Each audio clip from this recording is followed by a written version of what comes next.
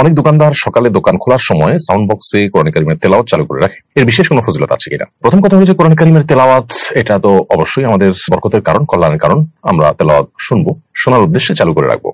কোন দোকানদার যদি সকালবেলা কোরআন তেলাওয়াত চালু করে রাখেন, এর নিয়তে যে 3 দিনের প্রথম কাজটা আল্লাহর কালাম শুনে করবেন, সেক্ষেত্রে এটা খারাপ কিছু না, বরং ভালো, যেহেতু শুনলেও সওয়াব হয়। এটা মাথায় রাখতে হবে যে সরাসরি তেলাওয়াত করার চাইতে রেকর্ডেড যে তেলাওয়াত সেটার ফজিলত বা মর্যাদা তুলনামূলক একটু কম, কারণ সরাসরি যে তেলাওয়াত হয় সেখানে পরিশ্রম হয়। অতএব রেকর্ডেড তেলাওয়াত না শুনে যদি সরাসরি তেলাওয়াত শোনা যায় কিংবা সরাসরি তেলাওয়াত করা যায়, সেটা বেশি উত্তম। তারপরে যদি সেটা করতে না পারে কেউ এবং রেকর্ডেড তেলাওয়াত শুনেন, তারপর তিনি সওয়াব পাবেন যদি মনোযোগ দিয়ে শুনেন। কিন্তু যদি তেলাওয়াত চালু করে রাখেন, এদিকে মনোযোগ দিয়ে শোনার কোনো নামগন্ধ নেই, অন্যান্য কাজে মগ্ন বা শোনার মতো মন মানসিকতা ওইদিকে মনোযোগও নাই, তাহলে সেক্ষেত্রে এটা কোরআনের যে আদব আছে সে আদবের খেলাফ হবে। এটা করা উচিত। আমাদের সমাজে হিন্দুরা বিশেষ করে তারা ধূপ দিয়ে এবং নানাভাবে তারা দোকান খোলে বা ব্যবসা প্রতিষ্ঠান শুরু করে, বিভিন্ন বিশ্বাস থেকে তারা এই কাজগুলো তাদের মতো করে। এখন কোন ইমানদার যদি কোরআন কারীমের তেলাওয়াতের মাধ্যমে, আল্লাহর কালাম শোনার মাধ্যমে দোকানদারি শুরু করেন, সেটা তার জন্য জায়েজ হবে। এটাকে তিনি সুন্নত বা সওয়াব, কোরআন হাদিসের নির্দেশিত বিষয় পালন করছেন, সেই হিসাবে সওয়াব পাবেন, এরকম উদ্দেশ্যে যদি না করেন তাহলে এটা ঠিক আছে, বরং ভালো।